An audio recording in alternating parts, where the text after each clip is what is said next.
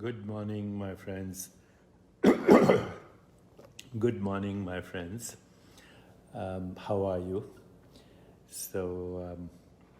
I'm keen to share some ideas with you today as you join this space of exchange of ideas. And today I want to share with you my thoughts on why existence is always there. Why non-existence is not an option. Why non-existence does not exist, as the word says. Why non-existence is not an experience. So I want to exchange these ideas with you so that the number one fear that humans have, which gave birth to everything, including religion and theology and philosophy and even science, the number one fear that people have is the fear of death or the fear of mortality. So I want to share with you today why this is a totally unfounded fear with no basis whatsoever, and why non-existence is not an option. Once again, non-existence is not an option. Non-existence is impossible. So I see some of my friends joining right now. Ramanand Dikshit, namaste. Sarah, peace be with you. Cindy, good night, wherever you are. Teresa wants to discuss death. Alejandra says hi from Mexico. Sri Hari just types out fear of death. So as we slowly move up, actually not so slowly, to 1,000 people in this cyberspace, in this space of awareness that we have together chosen right now. As soon as we get to 1,000, I'll start. But Wilfredo says, hello from Cuba. Wow. Thank you, Wilfredo, for joining you. Cuba is in the news these days with what Bernie Sanders is saying. I'm interested in your perspective as well. Anyway, Anna Vale says, that's my biggest fear, not be able to be nothing. Okay. Rob says, Amrita means to have conquered death. Amrita, yes, it means immortal. Correct. Amrita. And Ananda means the joy of knowing Amrita. Okay. Ramanand Dikshit says, I am existing timeless. Okay. Saad says, hello from Hungary. Jagan, namaste. Mel, hello from Germany. Gina, love from Minnesota. Petra, hello from Germany. Karen, only in this being do I find this life. Diane, hello from Australia, listening intently. Okay, I think we're almost where we need to be. So let me start, okay? Since I said non-existence is impossible, let us define existence. Let us define existence and knowing of existence. So, how do we know that anything exists, no matter how we conceptualize it or no matter how we perceive it? How do we know that anything exists? Ashley Khan from Pakistan. Great to have you here, Ashley. Okay, how do we know that anything exists? No matter how we perceive it, no matter how we interpret it, the only way we know that anything exists is through an awareness of it. How do I know that my hand exists? Because of an awareness of it. How do I know that the body exists? Because of an awareness of it. How do I know that the Milky Way galaxy and the stars and the sun and the moon exist? By an awareness of that experience. How do I know that a thought exists? Because of an awareness of it. How do I know that an emotion exists? Because of an awareness of it. How do I know that a sensation exists? Because of an awareness of it. How do I know that imagination or images exist? Because of an awareness of those images. How do I know that I exist? Well, because of an awareness of the knowing that I exist. You can know that you exist without thinking about it. Try to now just feel your own existence without thinking about it, without conceptualizing it, without putting any construct on it. And there is a feeling, and that feeling is, I exist. Or what we have also said in the past, I am. Even though we don't have to use those words, I am. So I think so far, if we have followed the logic, then awareness is existence. Because without awareness, there's no knowing of existence. Awareness is the knowing element in every aspect of existence, no matter what that aspect is. A thought, a feeling, a sensation, a perception, the body, the mind, the stars, the sun, the moon. If I can be aware of the moon out there, that means my awareness engulfs the experience that we call the moon. Therefore, when my awareness or attention is on the moon, then I am where the moon is. In fact, I am wherever awareness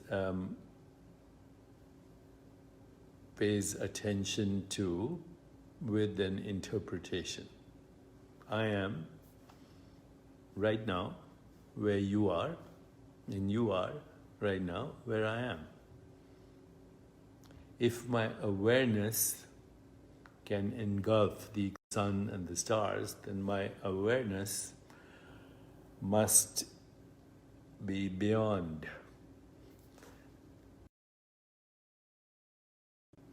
My awareness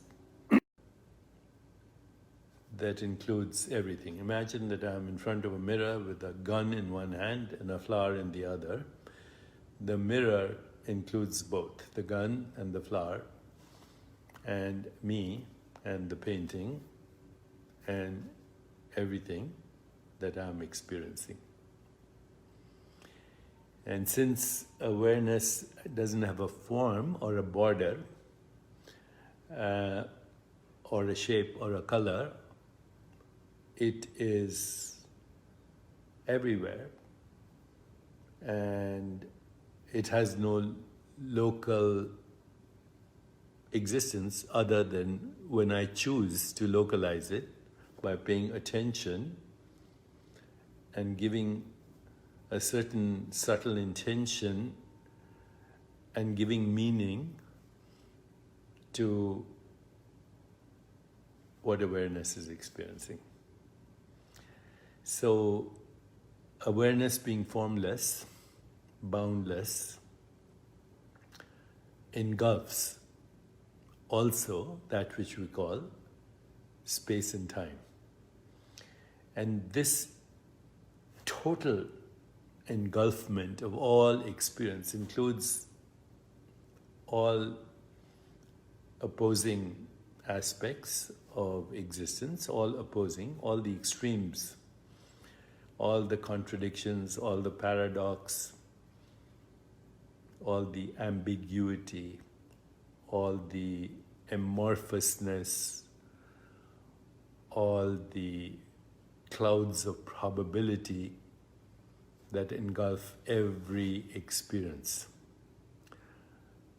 Jacqueline says, can you tell the audience about the painted lady butterfly? I will, but in a moment, let's just stay with this thread. So, let's think of extremes of opposite of experience. Sinner, saint, so-called. Divine, diabolical, so-called. Pleasure, pain. But look at every experience and you'll see that every experience is dependent on its opposite. So the experience of sound is dependent on silence. And silence is dependent on sound. We call these complementarities, not opposites, but complementarities, because without one, you can't experience the other. Okay? So sound and silence are complementary aspects of existence. Just as objects and the space in which the objects are contained are complementary aspects of existence and experience. Or just as colors, forms, and shapes are complementary aspects of that which is colorless, transparent, spaceless, shapeless, formless. In fact, form and formlessness are complementarities. Sensations and bliss are complementarities. So bliss is the background of every sensation. Bliss is the background of every sensation. Feelings are complementarities of what we could call equanimity. You need the background of equanimity to experience any feeling. Pleasure, pain, joy, sorrow. Equanimity is the background. Similarly, thought and consciousness are complementarities. Okay, you can't have a thought without consciousness, and consciousness is the background of thoughts. So now, so far, what we've seen is that just like a mirror reflects whatever is in front of it, consciousness reflects whatever is appearing on its own screen. On its own screen. And why do I say that non-existence is impossible? Well, we know existence through experience. We know existence through experience.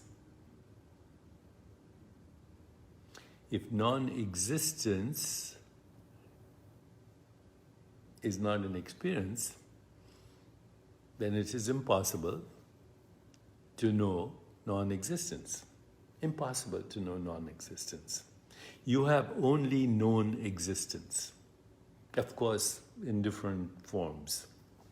I've said this before, you've experienced existence in different forms.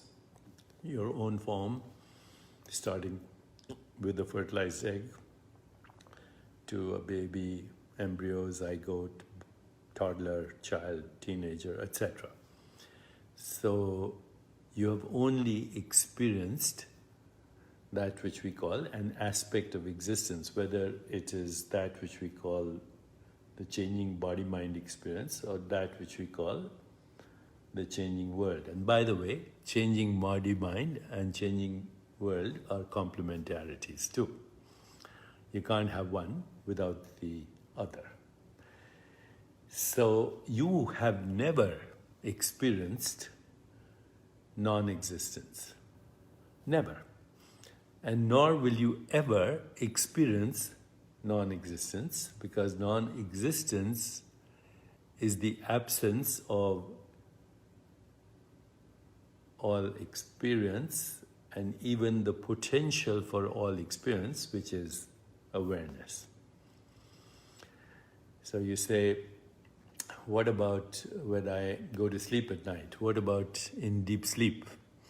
Well, in deep sleep, you're not consciously aware of your existence as a mind or a body or the world.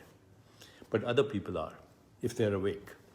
Okay, if they're awake, your existence as a body-mind is validated by other people's experience of that body-mind.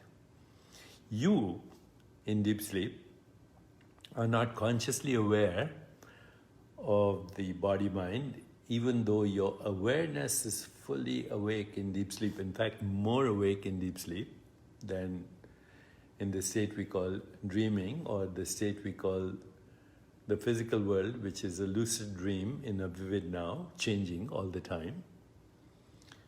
So in deep sleep, you may not be consciously aware of the existence or the appearance of mind, body, and world. Other people are aware of that as you, but you are not aware of that, and yet your consciousness, your awareness is hard at work in deep sleep. You know, it is consolidating memories, it is expressing itself as the creative processing of all experience and the creative processing of all constructs of experience, all interpretations of experience. All that is happening in deep sleep without any conscious experience of it happening. So there is no such thing as unconsciousness. What we call unconsciousness is just the absence of conscious experiences. And consciousness is always awake within itself, either having an experience or processing an experience and its interpretations creatively, consolidating memory that can be used for imagination, etc., etc. So awareness never leaves. Even deep sleep, as my friend Rupert Spira says, is not the absence of awareness, it's the awareness of absence. That is a good phrase from Rupert Spira. Sham Raja Gopalan says, Nirvikalpa Samadhi is non-existence of existence and vice versa. Good explanation, but get the word non-existence out altogether, because non-existence is a human construct, like everything else, in awareness. All constructs are in awareness. The awareness in which that construct, non-existence, occurs has never experienced non-existence, because it is always aware of itself as this or that existence. Okay? So, Om Bansal says, even in deep anesthesia, yes, even in deep anesthesia, you're processing experience and constructs of experience. And when you wake up from deep anesthesia, you leave. You start where you left off, but actually a little bit better when you left off, because you actually were still processing experience and constructs of experience. So then what is death? Well, death is the absence of all experience. The difference between death and deep sleep is that in death, you are not having a conscious experience of your body-mind, but others are not also having. that particular experience of you as that particular continuum of experiences that we call the body-mind. So death is a little closer to the source of all experience, which we call pure consciousness, than deep sleep. Death is the aliveness of potential for all experience. And that's why, for me, even the thought of death is a very joyful thought, because it allows me to be free from identifying with all experiences. So I'm now ready to resurrect experiences from where I left off and go a little beyond that, or way beyond that. Take a quantum leap in experience. Quantum leap means change in context without previous context having anything to do with it. Context meaning relationship, story. That is the cessation of all stories, but the residue of previous stories remains as the potential for future stories. So we are not only the recycling of stories, we are actually the creative awareness in which stories are not only recycled but evolve into infinite other stories. And the recycling and the evolution of stories is awareness. You as awareness are recycling the experience of mind, body, and world, but you're also improving it. Marie Gillette says, so you mean that death, it's better than life somehow? Death is the opportunity to resurrect and improve on experience. Without death, there is no resurrection. And without resurrection, there is no death. Ramanand Dixit says, deathless creativity. Yes, awareness is deathless creativity. Dana says reincarnation.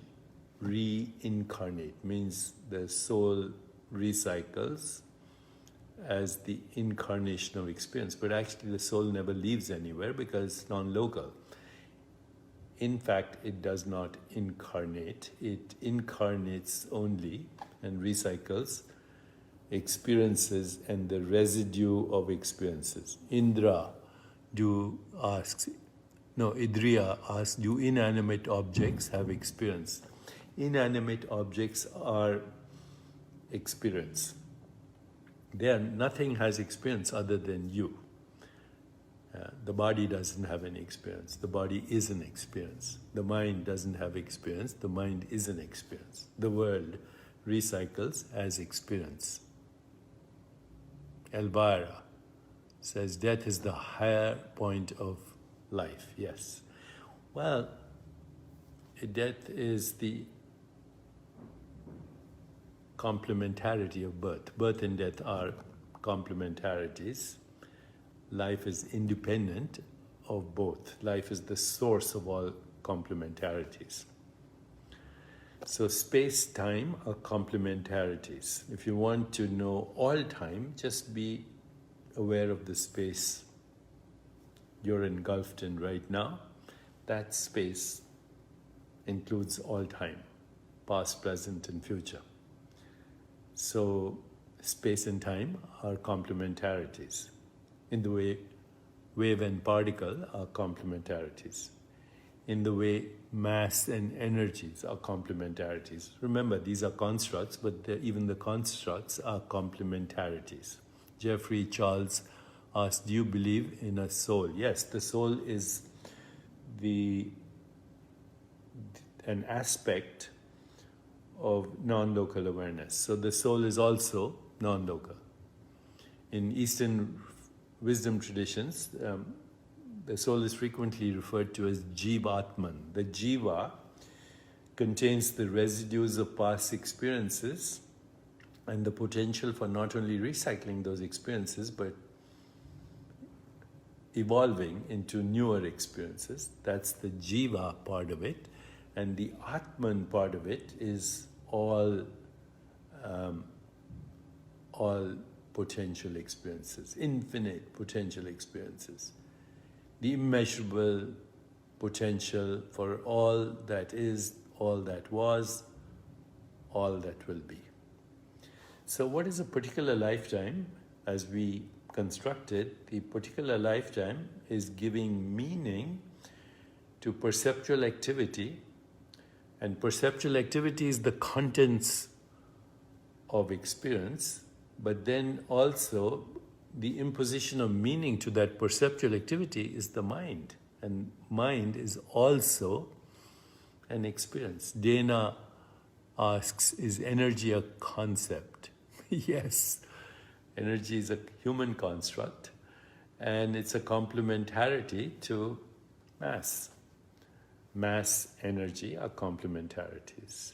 Time, timelessness are complementarities. Birth, death are complementarities.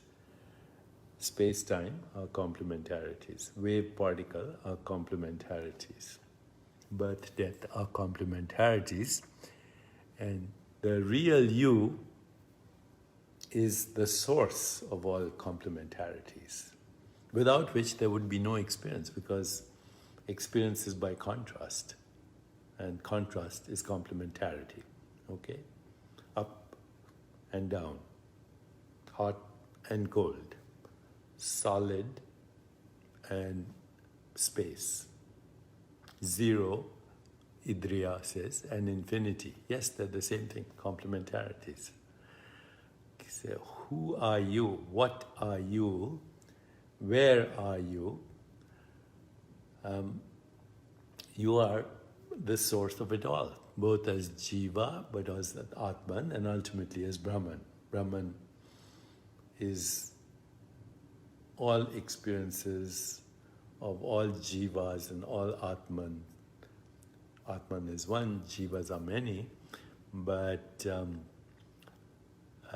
you are the source of the continuum of any experience, and what holds the experience together is the meaning you impose on it. Okay? So what is experience at this moment is what's happening right now. This is experience, and what's happening right now will, of course, be over. That's why we call it a dream. You are dreaming experiences into actuality. And by giving meaning to snapshots of experience, you create a lifetime of experiences. And then when you can comfortably say, been there, done that, not as body-mind, but the awareness in which the body-mind is a process, been there, done that, then you move on to new experiences. Om Bansal says, as Atman and Paramatma the same? Yes. Paramatma is actually, Param means beyond, so Paramatma actually even means beyond Atman. So Paramatman is a human symbolic expression as God of the formless being. Gabriela Kaiser asks, is by dreaming in the night? I don't understand the question, but dreaming is experience. Okay? You are the dreamer when you wake up from all experience and have the freedom to create any experience. In any case, you have never, ever not experienced the absence of the awareness in which all experience happens. There is never the absence of awareness in which all experience happens. When you were born, that was the beginning of conscious experiences, and death is the cessation of the qualia program given meaning by you as awareness. And Marissa Chavez asks, what do you think of nightmares? Well, nightmares and beautiful dreams are complementarities, and you are the source of both. Okay, so how do we make this practical? How do we make this practical? The only way you can make this practical is by shifting from experience to non-experience anytime. So right now you're aware of objects, and now, including the object of experience that you call me, object of experience that you call your body-mind, object of experience that you call these paintings and the screen and your phone. But right now, as you're doing that, just shift to the space in which all this is happening. Okay, the space and the objects are complementarities. You can bring any to the foreground, and then it becomes a direct experience, and the other goes to the background. So look at an object, now that's in the foreground, and now be aware of the space in which the object is, and now that's in the foreground and the object is in the background. So foreground and background are also complementarities. Claire says, I'm reading Metahuman at the moment. Thank you. Let me know what you think of it. Okay, so shift your awareness right now from objects to space, or from sound to silence, or from color, form, and shape to your own self, formless being, or from sensations to the background of sensations, which is total bliss, from feelings to the background of equanimity, from thought to the source of thought, which is your own being, as infinite possibilities and infinite being. I'm going to ignore that call for a moment because I want to finish. So all you need to do at any moment is shift from experience to the awareness in which experience is happening, including the experience of that annoying phone call. I shift from that to the awareness of that, and then I am free of that. Very timely phone call.